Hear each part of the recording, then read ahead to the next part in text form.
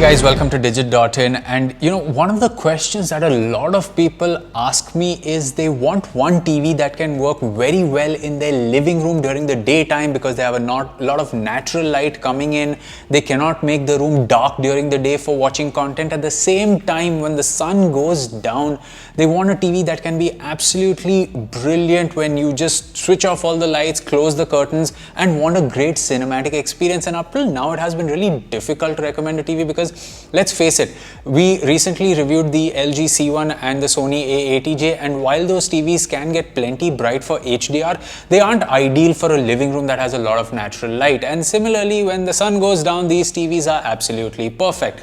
We also reviewed the TCL C825, which is a very good TV because it has mini LED backlighting and the peak brightness can touch about 1000 nits, getting it very close to the spot we're talking about today. But the problem is that the color accuracy of that TV isn't the best out of the box, plus the UI fluidity makes it a little hard to recommend unless you're going to use it with an external device. But the TV we have with us today solves this problem, and we are going to get to it. And if you aren't aware of all these TV reviews that I've spoken about, then it's possible you aren't subscribed to the channel. So make sure you subscribe and hit the bell icon so you're notified when we upload a new video. This is the Samsung QN90A. We have the 55-inch variant in for review right now, and the screen sizes available go all the way from 50 inches, and Samsung's website lists one that is above 80 inches as well. So there are a lot of screen sizes for you to choose from. We have the 55-inch variant in for review, and let's wrap this one up really quick. This TV has absolutely fantastic performance, and if you want to know why we think this is the case and if the TV has any cons what they are, then stay tuned and watch this review, because what we are going to get into right now is a little bit of technical terms using our Calman Analysis to tell you the color accuracy and the peak brightness of this TV. Now, this is the first TV that we here at Digit have tested that almost touches the 2000 nits peak brightness mark theoretically. Now, as you can see from this peak luminance stability reading out here, the graph is pretty close to 2000, and it's incredible. We've recorded peak brightnesses close to 1800 nits, and that is absolutely fantastic if you're going to be consuming content in a brightly lit room. If you look at the peak luminance versus the window size, which means how bright the TV can get versus in a 1% window versus a 100% window, you can see that even at 100%, the TV is close to 800 nits of brightness, which is just great. To put things into perspective, OLEDs are anywhere between 100 and 200 at 100% of screen brightness in our tests. So this TV is way brighter than those that we've tested, and it's a testament to some really good performance, which we are going to talk about. Even in SDR, we have seen that this TV can touch a peak luminance of a little more than 1000 nits if you needed to in the dynamic picture preset, which is great, but you may want to stick to standard or the cinema movie preset on this TV, and we're going to talk about that when we move to real world content. Now, the Filmmaker mode on this TV is what we found to be the most color accurate, because in our color checker analysis, we found an average delta error of 2.3, which is absolutely very good. The check marks hit all the right spots, and this is up there with some of the best TVs we've tested. Even from the color gamut, you can see that it covers the entire X709 color gamut quite easily, and the saturation sweeps show a slightly cool color bias, but that's okay because it is not something that affects the real world performance. The grayscale tracking of this TV is again something that deserves special mention. As you can see in the RGB balance, we are pretty close to the 100 mark up till 50 before it starts deviating. Again, to put things into perspective, the TCL C825, this scale was all over the place from a much earlier point, just to show that this TV's grayscale performance is also a lot better than some of the ones that we've tested. So overall, as per our readings, we can tell you that the performance of this TV is exceptional. But how does that translate to real world use? Now, just to put it out there, the TV does not support Dolby Vision. It supports HDR10 and HDR10 Plus, and this is a great example of why Dolby Vision being a check mark on your requirement for a TV should not be the case, because even without support for Dolby Vision, HDR content on this TV looks absolutely stunning. So we have a show like Our Planet on Netflix, which we see, and the show gets really bright and it looks nice and vivid when we watch it.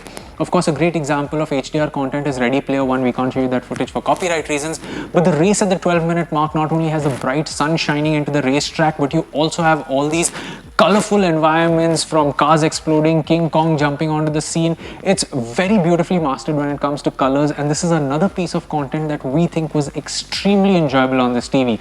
The end fight sequence in Wonder Woman is another great example of good HDR content. Again, we can't show it to you for copyright reasons, but let me tell you, this TV can get some retina burning brightness on the display, which is great if you're someone that's going to consume content in a well-lit room.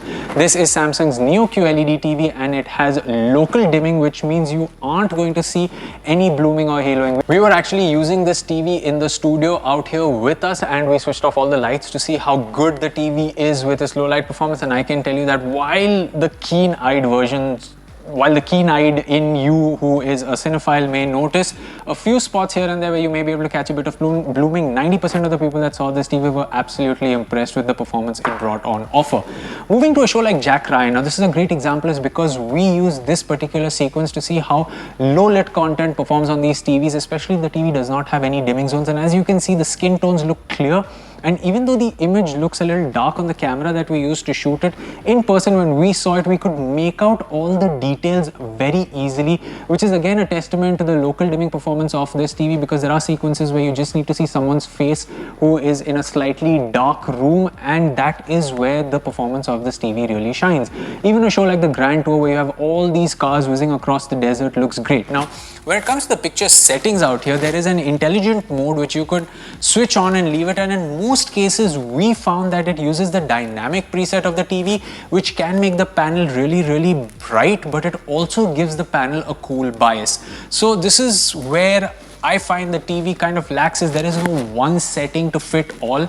If I should choose just one setting to use the TV in, it would be standard.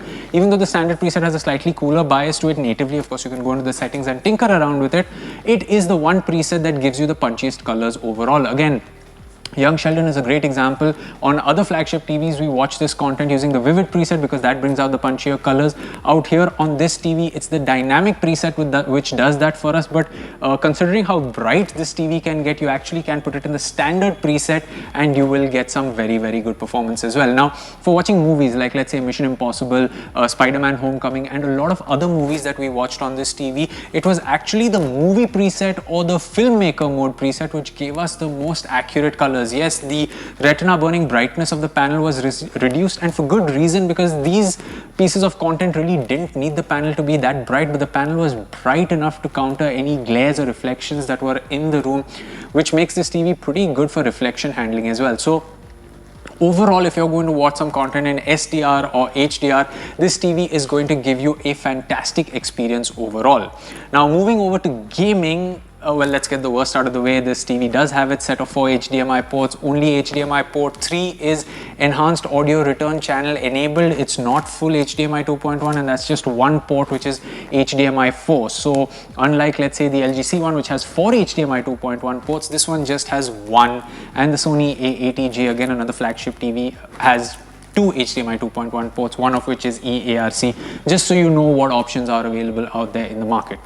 Having said that, the performance of this TV for gaming is very good provided you change one setting. Now, when you boot up a PS5 on the TV for the first time, it is going to ask you to check for the peak brightness. You know, that little sun logo that comes and you have to press up and down to adjust the brightness.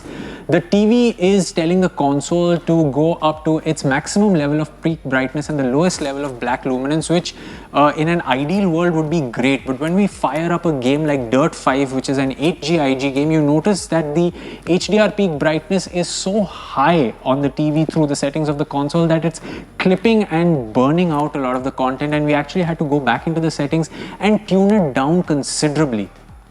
Now, once you go back and tune it down is when you will get the best effects of HDR in gaming on a TV that we've seen. Like I said, this TV can get really bright, and the colors it reproduces are actually very vivid and enjoyable in a game. So once again, once we fix the settings and play Dirt 5, you can see that even though the sun is kind of burning a little bit when compared to some other TVs, it isn't in any way a deterrent to its performance, because the cars look bright and vivid, the whites look punchy, and considering how bright this TV can get, it really immerses you in in the racetrack. Similarly, for a game like Spider-Man Miles Morales, I don't think our camera or even the display you're watching this on can do justice to just how amazing it looks to swing into the sunset in this game while maintaining details on Spider-Man's suit, especially the red logo on his back, which is more clearly visible on this TV than we have seen on some others. So this is definitely something to keep in mind.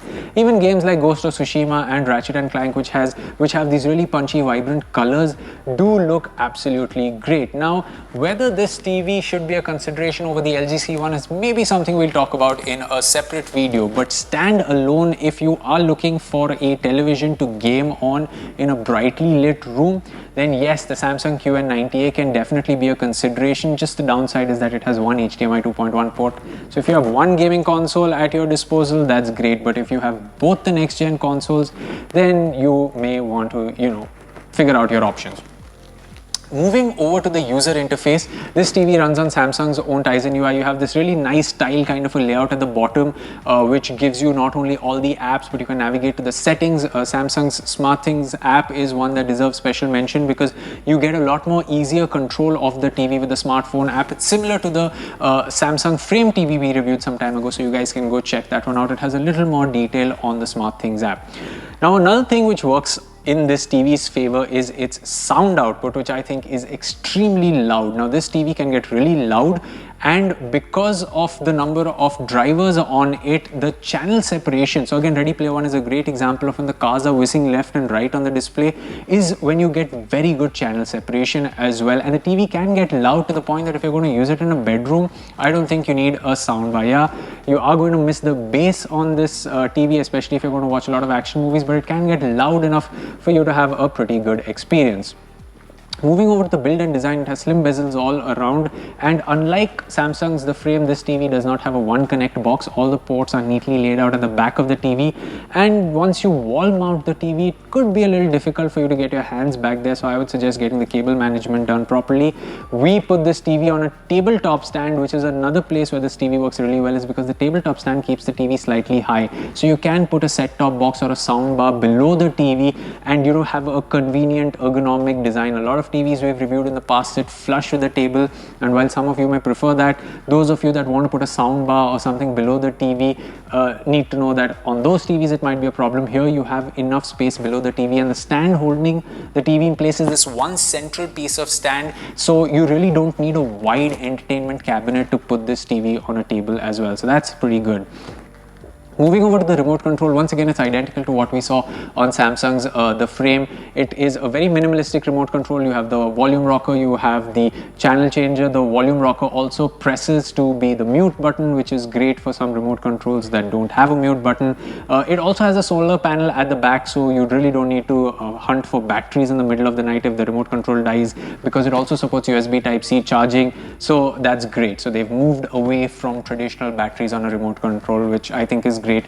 And if all else fails, like I said, the SmartThings app is your way to go for giving you really good, easy control of this TV. So overall, now this TV on Samsung's website for the 55-inch variant is priced at about 1,75,000 rupees, and honestly you can get it a lot cheaper if you know where to look offline, making this TV a great option for those of you that want to consume content in a brightly lit room. Now, to make your purchase decision a lot easier, whether you should go in for an OLED at the same price point or this TV actually depends on what your needs are. Remember, something like the LG C1 comes with 4 HDMI 2.1 ports, so if you really need that entire next-gen connectivity, then there are other options out there. However, this TV has the potential to get a lot brighter than the OLEDs we've tested at the cost of maybe a little bit of color accuracy and contrast, but considering the full array backlighting and Neo QLED technology that Samsung is pumping into this TV, you can rest assured that you are getting one of the best picture performances out there, which again, is another feather in my cap for the fact that you really don't need Dolby Vision to be a checkbox on your television just to get great output. Yes, Dolby Vision IQ on some of the TVs works really, really well, but this TV is a good, very good package overall in the flagship space. It has a brilliant panel for HDR content consumption, especially if you're someone that wants those really, really, really bright highlights. And of course, these peak brightness numbers that I spoke about are for specular highlights, because in real world usage it's slightly less. but once again, it is the TV that one can recommend for consuming content in a brightly lit room, especially considering how bright it can get, how vivid the colors look, and the intelligent mode will work for 90% of you because it does control the audio and the visual look of the content, the audio as well, to suit what everybody would like. I think it still has a cooler bias, and I would put it off and maybe watch content in standard or movie or filmmaker mode based on what I prefer. Again, for gaming, like I said, the panel performance is very, very good. So there you have it, guys. That was our review of the Samsung QN90A TV. As always, you can let us know what you thought of this video in the comment section below, and for more from the world of technology, you can subscribe to the channel. We will catch you in another video. It's goodbye for now.